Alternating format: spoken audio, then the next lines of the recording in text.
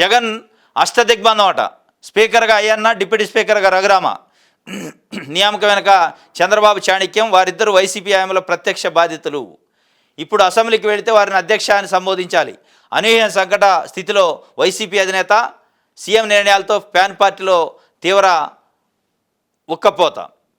రాజకీయ చాణక్యుడు CM Chandrababu ఎత్తుగళ్లకు YCP చిత్తి అయిపోయిందట. చేష్టలు ఉడికిపోతుంది. మాజీ సీఎం జగన్ ఆలోచన తీరును గ్రహించిన చంద్రబాబు చట్టపరిధిలోనే ఆ పార్టీని అన్ని వైపుల నుంచి దిగ్బంధన చేస్తున్నారు. శాసనసభ స్పీకర్గా అయ్యన్న పాత్రుడు, డిప్యూటీ స్పీకర్గా రఘురామకృష్ణరాజు ఎంపిక రాజకీయంగా జగన్ నిరకాటంలో పడేసింది. వీరిద్దరి కారణంగా జగన్ అసెంబ్లీలో అడుగు పెట్టలేని స్థితిని కల్పించినట్టు విశ్లేషకులు అంచనా వేస్తున్నారు. దీంట్లో పెద్ద అంచనా లేదు, చాణక్యం లేదు. 164 స్థానాలతోని కూటమి ప్రభుత్వం ఏర్పడింది. స్పీకర్ని పెట్టాలన్నా, డిప్యూటీ స్పీకర్ని పెట్టాలన్నా, ఏ మంత్రిని పెట్టాలన్నా వాళ్ళకి పవర్ ఉంటుంది. ఇక దాంట్లో పెద్ద చాణక్యం అవసరం లే. నచ్చిన వ్యక్తిని స్పీకర్ని పెట్టుకోవచ్చు, మెజార్టీ ఉంది. నచ్చిన వ్యక్తిని డిప్యూటీ స్పీకర్ పెట్టుకోవచ్చు. ఇప్పుడు చింతకాల అయ్యన్న పాత్రుడు లేదా రఘురామకృష్ణరాజు, అయ్యన్న పాత్రుడు నర్సీపట్నం ఎమ్మెల్యే, ఉండి ఎమ్మెల్యే రఘురామకృష్ణరాజు, వీళ్ళిద్దరు సీనియర్ నాయకులు. వాళ్ళకి ఎన్నికల టైంలో ఏదో హామీ ఇచ్చిండు, మంత్రి పదవులు రాలే, ఏదో ఒకటి ఇవ్వాలి, కీలకమైన పోస్టు, స్పీకర్ ఇచ్చిండు. ఇక దాంట్లో చాణక్యం ఏముంటుంది? చాలామంది ఉన్నారు, బుచ్చయ్య చౌదరి గారు ఇలాంటి వాళ్ళు కూడా ఉన్నారు సీనియర్లు. కాకపోతే ఈయన్ని వదిలేస్తే రాష్ట్ర వ్యాప్తంగా ప్రభావం పడింది కాబట్టి స్పీకర్ ఇచ్చిండు. రఘురామకృష్ణరాజు వైసీపీ నుంచి ఎంపీగా ఉండి తెలుగుదేశం పార్టీలో జాయిన్ అయ్యి MP ticket Narasapuram MP ticket వస్తే అది పొత్తుల్లో భాగంగా ఇవ్వలేకపోయినాం కాబట్టి ఎమ్మెల్యే ఇచ్చిండు. చివరిలో ఉండి టికెట్ గెలిచిండు.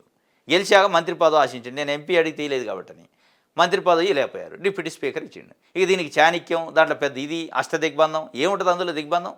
స్పీకరు చైరు, డిప్యూటీ స్పీకర్ చైర్కి కింద జగన్మోహన్ రెడ్డి ఉండా, చంద్రబాబు నాయుడు ఉండా, ఇంకో ఆయన ఉండా సంబంధం లేదు కదా. అధ్యక్ష అనాల్సిందే కదా. దాంట్లో తప్పే ఉంది. లాస్ట్ టైం 2019 నుంచి 24 మధ్యలో తమ్మినేని సీతారామ గారు ఉండు స్పీకర్గా. ఆయన అధ్యక్ష అనలేదు మీరు. ఆయన మీ కింద పనిచేయలే? తెలుగుదేశం పార్టీ నాయకుడికి లేడా గతంలో? తెలుగుదేశం పార్టీ క్యాబినెట్లో మంత్రి పనిచేయలే? మీ మీ మీ దగ్గరనే పెరిగి మీ దగ్గరనే రాజకీయాలు చేసి బయటికి పోయి మరి ఆయన అనేక ఘాటైన విమర్శలు చంద్రబాబు నాయుడు గారి పైన తెలుగుదేశం పార్టీ పనిచేసిండు. ఇక అంత మాత్రంలో స్పీకర్ చైర్లో నా దగ్గర పనిచేసినోడు ఉండు కాబట్టి నేను పోయి అధ్యక్ష అన్నంటే కుదరదు కదా. ఏ రకంగా చూసినా తమ్మినేని సీతారామ గారు వయసులో కానీ అనుభవంలో కానీ మీకంటే చిన్నవి.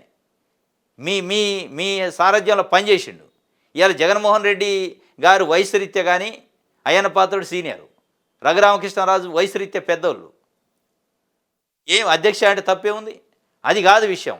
మీ యొక్క టీజింగు, మీరు అక్కడ మైక్ ఇయ్యరు, మీరు ప్రజల గురించి మాట్లాడనేరు అనే వాళ్ళు ఒక ఎజెండా పెట్టుకొని అసెంబ్లీకి పోవట్లేదని వాళ్ళు చెబుతుంటే దీంట్లో అష్టదిగ్బంధం ఉంది. దిశాపత్రిక అష్టం లేదు, దిగ్బంధం లేదు. అష్టదిగ్బంధం సోషల్ మీడియా యాక్టివిస్టుల పేరుతో అరెస్ట్ చేస్తారు. అదొక భాగం. ఇది ఒక వార్త.